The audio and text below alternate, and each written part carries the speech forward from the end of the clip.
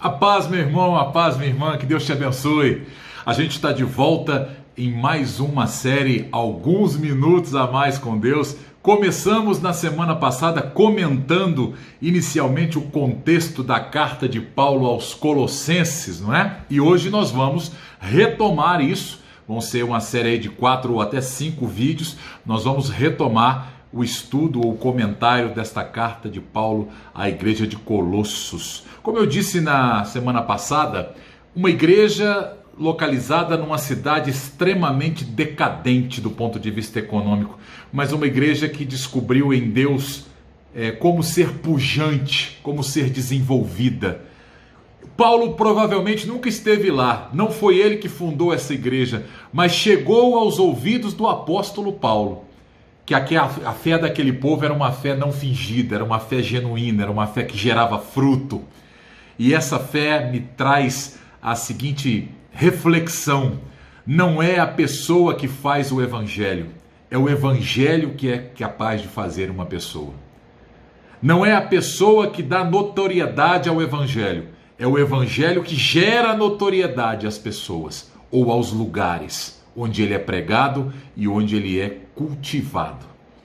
A igreja de Colossos, como eu disse, era situada num lugar muito humilde, muito decadente, mas foi uma igreja que ganhou pela Bíblia uma importância singular, uma importância tão grande ao ponto de fazer parte da palavra de Deus. Uma mensagem escrita a essa igreja faz parte da palavra de Deus. Quem diria, não é?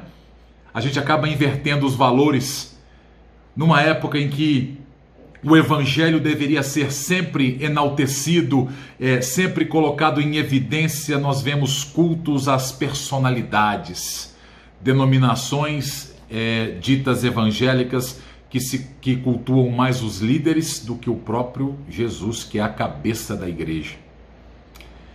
E talvez seja por isso que Paulo escreve aos crentes de Colossos dizendo: olha, ele é a cabeça e nós somos esse corpo. No capítulo 1, daqui a pouco nós vamos falar sobre isso.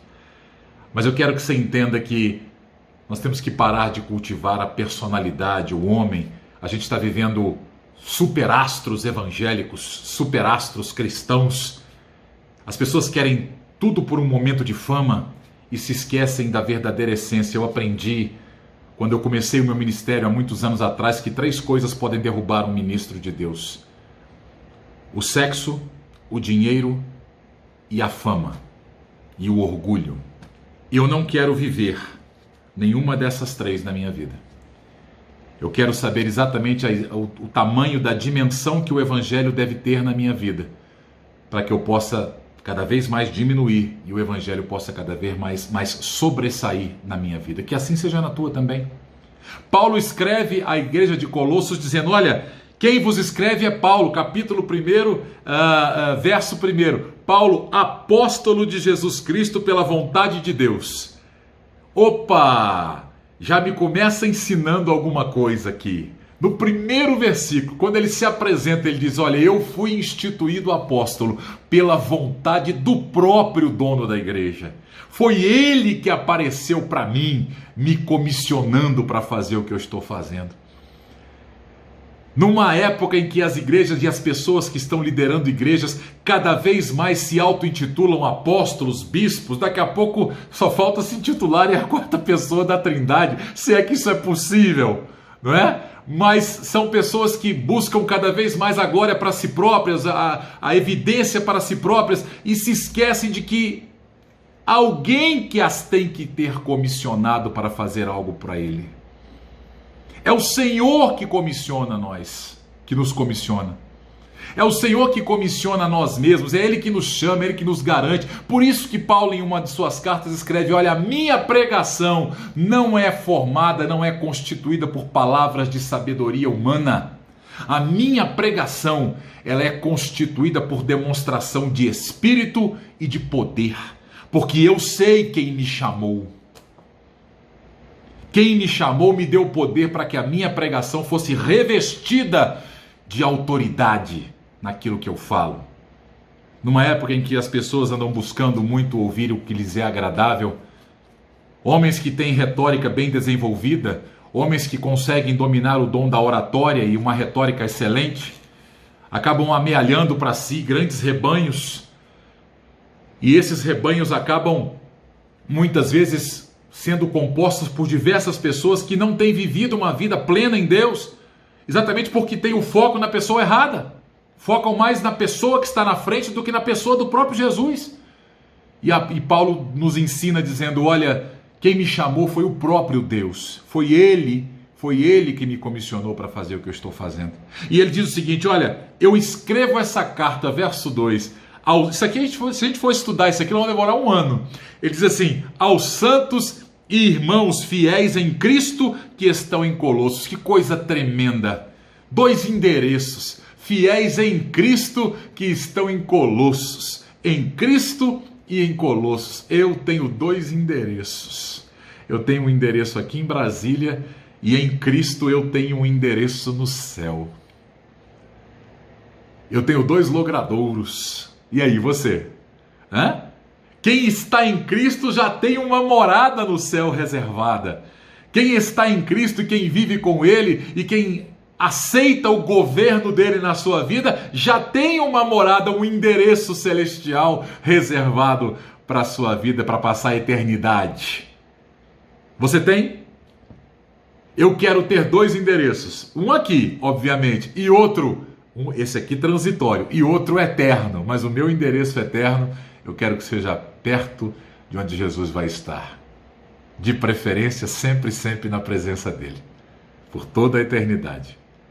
E ele escreve para esse povo que aqui estava, que cultivava esses 2 endereços. Aqueles que estão em Cristo, aqueles que viram o seu nome ser escrito no livro da vida e que podem ter a esperança de uma morada futura e eterna. Eu quero ser assim, e eu espero que você também queira. E ele diz o seguinte, olha, nós damos graças a Deus, Pai de nosso Senhor Jesus Cristo, verso 3, orando sempre por vós, e agora é tremendo, olha o que diz o verso 4, porquanto ouvimos da vossa fé em Cristo Jesus e da caridade que tendes para com todos os santos. Olha, a fé que você tem, ó igreja de Colossos, extrapolou as fronteiras do seu país, da sua região. A fé que você tem te tornou notória. A fé que você tem chegou até um grande homem de Deus, que nunca foi lá. E aí, a sua fé sai para fora da tua casa quando você vai embora? Quando você sai para a rua, a tua fé sai junto com você ou você deixa ela em casa? A sua fé é capaz de transpor as fronteiras da tua vida? A fronteira financeira, a fronteira sentimental, a fronteira espiritual. A tua fé consegue passar por cima dos limites que você estabelece para a sua vida? Eu quero ter uma fé assim, uma fé que me leve além do que eu possa pedir ou pensar, além daquilo que a minha mente consiga supor, mas justamente aonde Deus quer me levar, ainda que isso ultrapasse a minha capacidade de conexão ou de cognição, ainda que isso ultrapasse a minha capacidade de entender num primeiro momento, mas se Deus estiver no negócio, que a minha fé me leve além e sempre além, e ela ultrapasse as fronteiras das minhas limitações e me coloque cada vez mais a serviço de Deus, fazendo aquilo que para mim poderia ser impossível, mas que para Ele é plenamente possível. A igreja de Colossos viveu isso, e a fé dessa igreja chegou aos ouvidos, como eu disse, do segundo homem mais importante do Novo Testamento. Olha só que coisa tremenda, uma cidade decadente, mas ao mesmo tempo uma igreja tão ativa, com uma fé tão genuína, que ultrapassou, que transpôs a fronteira daquele local. Você tem visto aí várias igrejas experimentarem um grande avivamento, e esse avivamento ficar conhecido no mundo inteiro. Ei, querido, que comece em mim, que essa fé comece em mim, uma fé não fingida, uma fé plena, uma fé que transborde e que eu possa contagiar quem está ao meu redor. Sabe por que eu gravo esse vídeo aqui? Para que no teu coração seja gerada cada vez mais fé, para que você possa saber que aquilo que Deus tem chamado você, meu amado, minha amada, vai muito além do que você pensa. Deus vai capacitar você, Deus vai dar você uma fé não fingida, Deus vai dar você uma fé que Ele vai gerar no teu coração. coração. E quando a gente estuda a palavra, a nossa fé aumenta, a nossa fé é bombada, ela é turbinada. E eu espero que você creia. Pegue essa palavra e creia. Diga: Senhor, eu preciso de Ti. A minha vida depende de Ti. Leva-me além, a um nível mais profundo de intimidade, onde a minha fé possa transpor a minha incredulidade e possa me levar ao profundo do que o Senhor tem para mim. É isso que eu quero, uma fé que ultrapasse. E eu tenho certeza que isso vai acontecer na tua vida também. Se a gente continuar aqui, no primeiro capítulo de Colossenses, ele diz assim, olha, Paulo coloca: eu não cesso, no verso 9, de dar graças a Deus e de orar por vós e de pedir que sejais cheios do conhecimento da vontade de Deus em toda a sabedoria e inteligência espiritual. Olha que coisa tremenda. Eu preciso ter inteligência espiritual. Eu preciso que Deus governe o meu lado racional, para que eu entenda que às vezes não vai ser o natural que vai governar a minha vida ou que vai dirigir os meus dias. Pode ser que às vezes, mesmo mentalmente, eu creia que é o sobrenatural de Deus que vai trabalhar na minha vida e aonde eu serei, e por onde eu irei trafegar e onde eu serei inserido. Eu quero que a minha mente consiga captar e seja ela totalmente dominada pelo Espírito Santo, que tem que governar a minha vida por completo.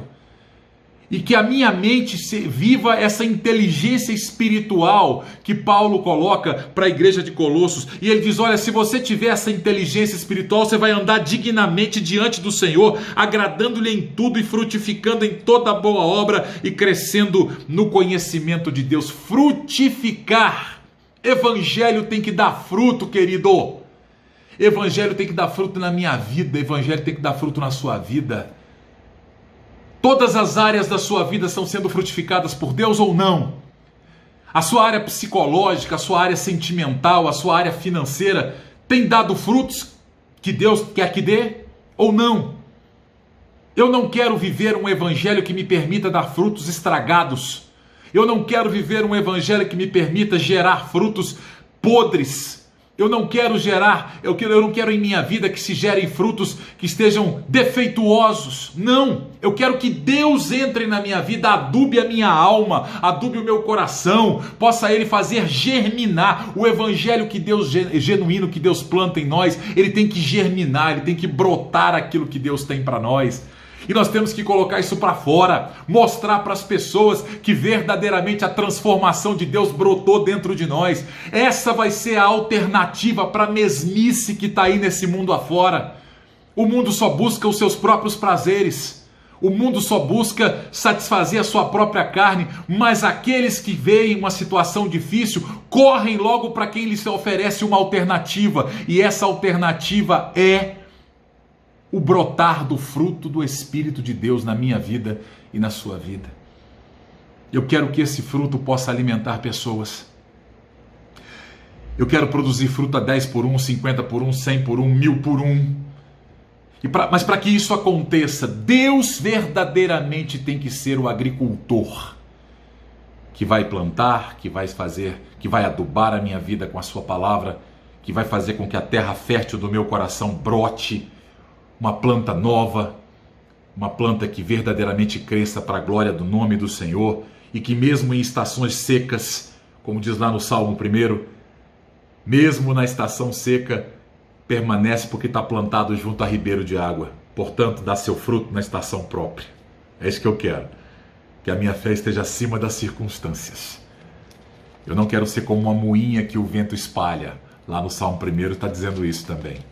Paulo escreve à igreja de Colossos dizendo o seguinte, olha, Ele, o Senhor Jesus Cristo, nos tirou da potestade das trevas e nos transportou para o reino do Filho do seu amor. Querida, você crê num Deus que opera mudança.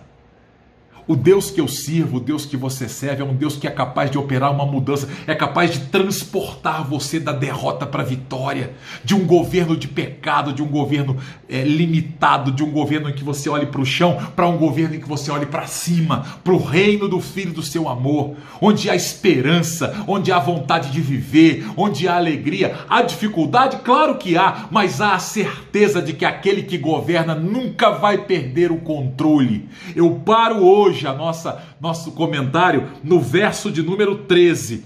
Na próxima semana eu vou retomar do 14 para frente. Deus te abençoe. Esses são alguns minutos a mais com Deus.